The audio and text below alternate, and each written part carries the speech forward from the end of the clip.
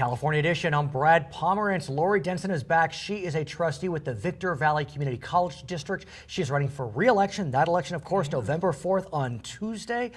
How's the election going, if I may say? I mean, it's got to be tricky running in a district that is so large. It is very, very tricky. This is my second term. Right. And so it's just getting out there, trying to attend as many chamber fundraisers as you can and getting your name out there. Lots of signage. I'm sure. I want to ask, as you are talking to constituents, as you are walking, whatever you may be doing, are they saying anything to you that's, you're hearing thematically time and time again? Because it's interesting, community college district, kind of an interesting, unique position. The ones who don't know much about the community college district, they're not sure what we do. Right, of course. As board members, and they only hear the negative. They hear when we're on probation or when there's something bad that's happening on the campus. But the ones who attend the board meetings, they're pretty pleased with this, the existing board, and so they're very supportive. Do they have a sense that it is a better day in terms of the budget generally with the state? I mean, obviously with the passage of Prop 30, with the economy turning around, the cuts are not as dramatic as they were. In fact, we're not really seeing statewide cuts per se, They're not, and also we have a lot of foundation money, or a lot of money via the foundation grants and whatnot. So we've been doing pretty good. It's just a matter of we can do better, and we have to make sure that our outgo doesn't exceed our income, and that's what's happened in the past. And we'll talk about that. The budget is always tricky when you're looking at community college districts, and the accrediting agency has been, ruffling some feathers at Victor Valley. And rightfully so. Well stated. So. How is that process going? I know it can be exhausting, and it is. But you're working with the accrediting committee. How's that going? It's going really well. We have a brand new president superintendent. And he has started from the top down, so he's having management trainings and meetings, faculty and staff, things that had not been done before. So you can't do anything different unless you know something different.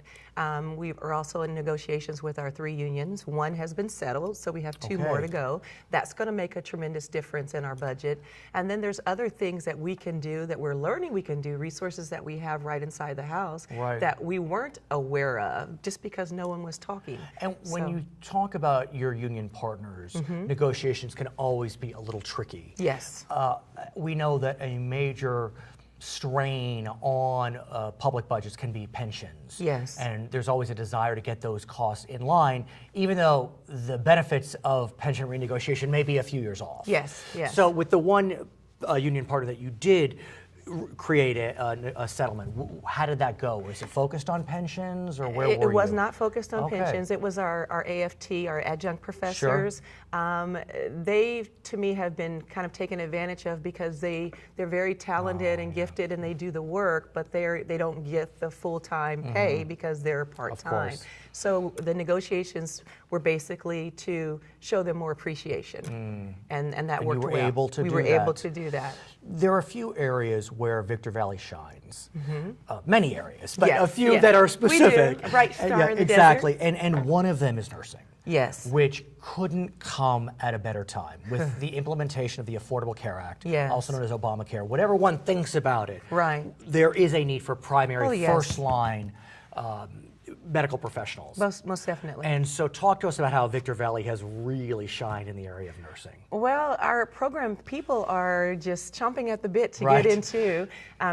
We don't have enough staff because it's more of that one-on-one or small group correspondence. But we are 5% in the nation, which is really good. And I believe last semester we had 100% of that passing rate of that exam. Just 100%. Yeah, just 100%. God, how did that happen? So it's so cool to be a part of that, and it's very much needed. We're kind of forgotten about in the high desert, But yet it's a community that continues to grow, and there will be needs in terms of medical professionals. Exactly. And when you think about UC Riverside having its medical school, I mean, not far from the Victor Valley district, generally speaking, the Victor Valley area, and so Are there discussions, are there thoughts about expanding out your nursing program because there's such a need? Well, right now we have partnerships with the 3 hospitals in the High Desert, with St. Mary, Victor, and Desert, but we also have a partnership with Barstow. They just built a nice new hospital, so we're doing work with them as well. And how far is that from? 30 minutes. Oh, and, so it's not yes, far. it's not far at all. And it's not coming down the hill, so it's Exactly. easier to get to. That begs the question, as you surely know, some could argue that there is a revolution going on in community college education. Many states had already adopted a plan which allows community colleges to grant 4-year bachelor degrees. Usually California is on the forefront of that. This time we're behind the curve, I guess you could say. But the plan did pass and was signed by the governor. It was. Yeah, and it allows 15 community college is total, 1 per district, to offer bachelor degrees at community colleges. To offer 1. The pilot is to offer 1 degree. So let's talk theoretically about it. We can talk about Victor Valley in a moment. What do you think theoretically, philosophically, about the fact that that plan is being put into place? I think it's phenomenal because we have a low poverty clientele in the High Desert, and they don't have the transportation to make it down to San Bernardino to Cal State. They may not even have the GPA to make it into a 4-year university. And so to have that in their neighborhood is very much needed. And I've heard figures which are quite compelling. When you think about the cost of a CSU education, which is still fairly affordable, but you leave there, $30,000, let's say, after 4 years. A UC education, maybe $50,000, $60,000 after 4 years. Cost, For a bachelor degree at community college in California, it could be 10. It could be because your first 2 years are going to be at that $55 rate, or that $45. 40, what is it? 8, 9, I can't remember. 46. 46. I know it's 46. Thank you. It was 36, it's now 46. Yes. And so that's your rate for your 2-year general requirements. And then we have to do some. The thing with it is it takes a lot of work because you have to already have a plan in place if you're one of the ones that's selected. But that being said, even though the last 2 years will be more expensive than the 46 per unit, it still will be less expensive. It will not be CSU. like a university. So let's talk about the possibilities with Victor Valley, because when I think about part of the reason why this plan was put into place, it was to service the needs of communities that are more rural. That may not have major institutions in its midst. Yes, Cal State San Bernardino is relatively close, but that's right from Victorville. I mean, if you're in Barstow, and that's an area that you service at a certain level, not as close. Not as close. So what do you think about the possibility that maybe not today, but in the future, Victor Valley becomes one of those institutions that offer a bachelor's? Oh, you're there. I would love it. One of the things that we did, this kind of piggybacks on that, is we started the early education with Hesperia. And so they can graduate from high school and have that 2-year degree, so they get a jump. To be able to add the 4-year to that would, it would be a dream. Game changer. It would be, yes, exactly. I'm all for it. I think that we should, it's something that we should do. I'm not sure where we're going with it just because of everything that's on our plate. The accrediting issues. So, and the new president, superintendent, and So let's presume that those issues get resolved and a spot opens up, or they add more districts, because right now it's just 15, like you said, but they could go to 25. They could. I mean, there's 112 community colleges in the state. That's true.